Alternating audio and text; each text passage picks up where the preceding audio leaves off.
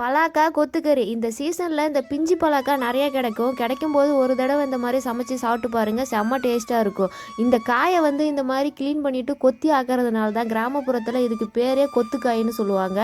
என்ன சாப்பிட்றதுக்கு செம்ம டேஸ்ட்டாக இருக்கும். ஆனால் சுத்தம் பண்ணி வெட்டி எடுக்கிறதுக்குள்ளே பெண்டு நிமிந்துடும். ரெசிபி சொல்கிற அளவுக்குலாம் மண்டையில் மசாலா இருக்காது குருநாதா. அம்மா கிட்டேருந்து கற்றுக்கிட்டது தான். நானும் நிறையா தடவை இந்த கொத்துக்காய் சமைச்சிருக்கேன். ரொம்ப சூப்பராக இருக்கும். நல்லா சுத்தம் பண்ணி எடுத்துட்டு தண்ணியில் போட்டு நல்லா அலசி எடுத்துட்டு நம்ம வேணும்னா குண்டான்லையும் போட்டு அவிச்சு எடுத்துக்கலாம். அப்படி இல்லைன்னா குக்கரில் போட்டு அதுக்கு தேவையான உப்பு மஞ்சத்தூள்லாம் போட்டு நல்லா ஒரு 4-5 விசில் விட்டு எடுத்தோம்னா நல்லா பொசன்னு காய் வெந்து போயிருக்கும்.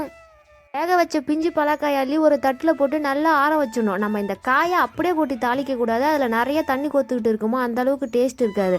நல்லா ஆறினதுக்கு அப்புறம் நல்லா பிழிஞ்சு எடுத்துட்டு அப்படியே கையால் உதிர்ந்து விட்டோம்னா நல்லா பொலன்னு உதிரியாக சூப்பராக வந்துடும். தாளிக்கும் போது நல்லா டேஸ்டியாக இருக்கும். இந்த பலாக்காய் கொத்துக்காயில் நிறைய சத்துக்கள் இருக்குது. முக்கியமாக வந்து இந்த பிஞ்சு பலாக்காயில் வந்து அதிகமாக நார் சத்து தான் இருக்கும். உடம்புக்கும் ரொம்ப நல்லது. கிடைக்கும் போதெல்லாம் வாங்கி சமைச்சு சாப்பிட்டு பாருங்கள்.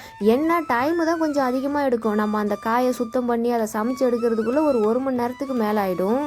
காயை தாளித்து எடுக்கிறதுக்கு எண்ணெய், கடுகு, கருவேப்பிலை, பொடியாக நறுக்குன வெங்காயம், பச்சை மிளகா, தக்காளி, காஞ்ச மிளகா, அவ்வளோதான். வரமிளகா வந்து நம்ம தேவையான அளவு போட்டுக்கலாம். வரமிளகா போட்டால் தான் அதோடய வாசனை வந்து சூப்பராக இருக்கும்.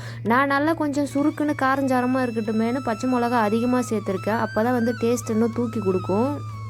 நம்ம வேக வச்சு எடுத்து வச்சுருக்கோம்ல பலாக்காய், அதில் வந்து உப்பு டேஸ்ட்டு பார்த்துக்கிட்டு பத்தலைனா இதுக்கு தேவையான அளவு உப்பை வந்து நம்ம வெங்காயம் தக்காளி கூட போட்டு வதக்கி எடுத்துக்கிட்டோம்னா காயை கொட்டி கிளறும் போது உப்பு வந்து சரிசமமாக ஆகிடும். அப்படியே இதில் கொஞ்சோண்டு மஞ்சள் பொடி அப்புறம் பெருங்காய பொடி எல்லாத்தையும் போட்டு நல்லா வதக்கி எடுத்துட்டு ஒரு பதம் வந்துடும்ல, அதுக்கப்புறம் வந்து நம்ம இந்த உதிர்த்து வச்சுருக்கிற கொத்துக்காயை போட்டு கிளறணும். அனல் வந்து கம்மியாக தான் வைக்கணும். நான் வந்து விறகு அடுப்பில் வந்து நல்லா அனல் கிடக்குமா, கம்மியாக அப்படியே விறகு வெளியில் இழுத்துட்டு அந்த அனல்லே போட்டு நல்லா கிளறிக்கிட்டே இருந்தேன். சூப்பராக இருக்கும். நான் சமைக்கும் போது நல்லா மதியான நேரம் வெயில் டைமு, இந்த அடுப்பங்கரைட்ட வேர்த்து விறுவிறுத்து போயிடுச்சு, அந்தளவுக்கு இருந்துச்சு. அதுக்கப்புறம் இந்த பலாக்காயில் இந்த கொத்துக்காய் தாளித்து விட்ருக்கோம்ல, இதில் அப்படியே முட்டையை உடச்சி ஊற்றி கிளறி எடுத்தோம்னா பலாக்காய் கொத்து முட்டைக்கறி ரெடி. அவ்வளோ சூப்பராக இருக்கும். இந்த தாளிச்ச காயில் பாதி அள்ளி வச்சுட்டு கொஞ்சமாக முட்டை ஊற்றி கிளறி எடுத்துக்கிட்டேன்.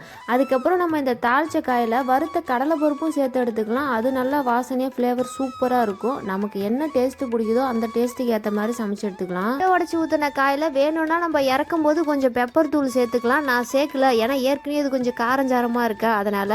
அதுக்கப்புறம் ரசம் சோறு, சாம்பார் சோறு எதை கூட வேணாலும் வச்சு சைடிஷாகவும் சாப்பிட்லாம். நம்ம சாப்பாட்டில் போட்டு அப்படியே பிசைஞ்சியும் சாப்பிட்லாம். அவ்வளோ சூப்பராக இருக்கும். ட்ரை பண்ணி பார்த்துட்டு எப்படி இருக்குன்னு நீங்களும் கமெண்டில் சொல்லிட்டு போங்க. நீங்கள் எப்படி இந்த பலாக்காய் பிஞ்சுக்காயை சமைப்பீங்கன்னு கமெண்டில் சொல்லிட்டு போங்க. இந்த வீடியோ பிடிச்சிருந்தா ஒரே ஒரு லைக் மட்டும் போடுங்க. உங்கள் எல்லாருக்குமே ரொம்ப ரொம்ப நன்றி.